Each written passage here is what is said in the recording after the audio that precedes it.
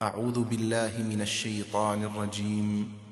بسم الله الرحمن الرحيم. فلما فصل طالوت بالجنود قال إن الله مبتليكم بنهر فمن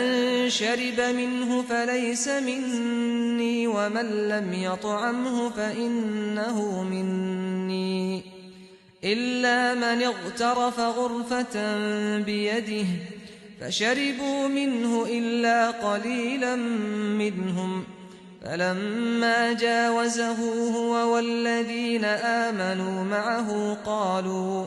قالوا لا طاقة لنا اليوم بجالوت وجنوده قال الذين يظنون أنهم ملاقوا الله كم من فئة قليلة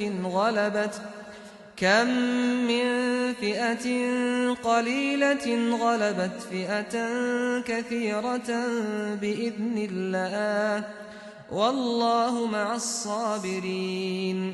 ولما برزوا لجالوت وجنوده قالوا ربنا أفرغ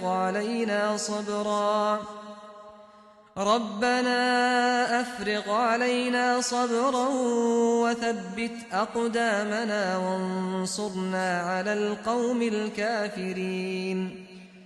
فهزموهم بإذن الله وقتل داود جالوت وآتاه الله الملك والحكمة وعلمه مما يشاء ولولا دفع الله الناس بعضهم ببعض لفسدت الأرض ولكن الله ذو فضل على العالمين۔ بنی اسرائیل کی حکومت سنبھالنے کے بعد پھر جب طالوت فوجیں لے کر نکلے تو انہوں نے لوگوں کو بتایا کہ اللہ نے فیصلہ کیا ہے کہ وہ ایک ندی کے ذریعے سے تمہیں آزمائے گا۔ اس کی صورت یہ ہوگی کہ جو اس کا پانی پیے گا وہ میرا ساتھی نہیں ہے، اور جس نے اس ندی سے کچھ نہیں چکھا وہ میرا ساتھی ہے۔ ہاں مگر اپنے ہاتھ سے ایک چلو کوئی پی لے تو پی لے۔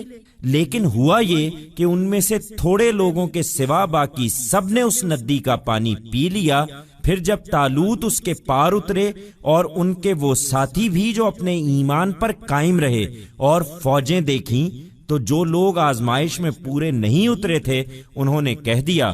کہ ہم تو آج جالوت اور اس کے لشکروں کا مقابلہ نہیں کر سکتے۔ اس پر وہ لوگ جنہیں خیال تھا کہ ان کو اللہ سے ملنا ہے بول اٹھے کہ حوصلہ کرو، اس لیے کہ بہت جگہ ایسا ہوا ہے کہ اللہ کے حکم سے چھوٹے گروہ بڑے گروہوں پر غالب آئے ہیں، اور اللہ تو ثابت قدم رہنے والوں کے ساتھ ہوتا ہے۔ اور یہی سچے مسلمان تھے کہ جب جالوت اور اس کی فوجوں کا سامنا ہوا تو انہوں نے دعا کی کہ پروردگار ہم پر صبر کا فیضان فرما اور ہمارے پاؤں جما دے اور ان منکر لوگوں پر ہمیں غلبہ عطا کر دے۔ چنانچہ ان کی دعا قبول ہوئی اور اللہ کے حکم سے انہوں نے اپنے ان دشمنوں کو شکست دے دی، اور جالوت کو داؤد نے قتل کر دیا، اور اللہ نے اسے بادشاہی دی اور حکمت عطا فرمائی، اور اسے اس علم میں سے سکھایا جو اللہ چاہتا ہے کہ اپنے اس طرح کے بندوں کو سکھائے۔ اور حقیقت یہ کہ اگر اللہ ایک کو دوسرے سے نہ ہٹاتا تو زمین فساد سے بھر جاتی، لیکن اس نے اسی طرح ہٹایا ہے، اس لیے کہ اللہ دنیا والوں پر بڑی عنایت فرمانے والا ہے۔ Then, after becoming the king of the Israelites, when Talut marched out with his army, he told people, God has decided to put you to test through a rivulet. The test will be that he who drinks from it shall not remain my companion, and he who would not drink anything from this rivulet shall be my companion except if someone tastes a palmful, he may. But it so happened that except a few of them all drank from that rivulet. Then when Saul crossed the rivulet and those of his companions also who had adhered to their faith, and saw the armies, then, those who had failed the test, said, We are not in a position to combat Goliath and his warriors today. At this, those of them who believed that they have to meet God cried out, "Rest assured, because, at many an instance a small group has, by God's grace, vanquished mighty groups, and God is with those who endure with fortitude." And, it was these true Muslims who, when encountered Goliath and his warriors, prayed, "Lord, bless us with perseverance, make us firm of foot and make us prevail over these disbelievers." Thus, their prayer was accepted and, at God's directive they routed those enemies of theirs, and David slew Goliath, and God bestowed on him sovereignty and wisdom and taught him what he wants to teach such people of his, and, in reality, had God not driven away one by the other, the earth would have been filled with anarchy.